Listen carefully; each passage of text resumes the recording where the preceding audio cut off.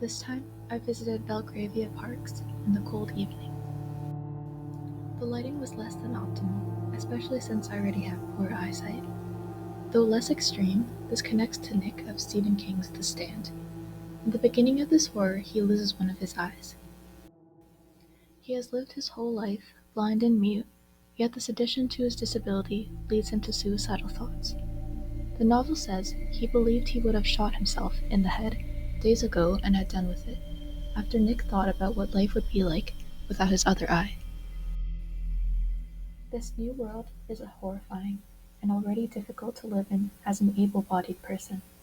Citizens are filled with disability panic and overcome with the idea that dying would be better than living through injuries and disabilities. This connects with the sculpture behind me. This woman seems to have lost part of her leg and arm, a common occurrence in The Stand, as characters are fighting for their survival. She is depicted as having a halo around her. I can analyze this as her being a mother who died for her children. Contrasting The Stand, she dies with dignity while having a disability. In this video, my friends circled around me several times. I suggested this because it could reflect how people in the creative process circle around ideas multiple times until they find one that suits them. It can be a euphoric but dizzying feeling. For my art piece, I chose to write a haiku. I chose this because I wanted to make something beautiful out of limited resources. Disabled people could be described in this way. Though they cannot walk, hear, see, etc., they can still live fulfilling lives. King's life reflects this idea as well, since he survived a massive car crash.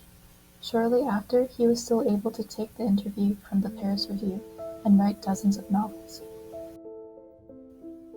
He kept up his fame and success through popular works such as Billy Summers, the Dark Tower series, and November 22, 1963.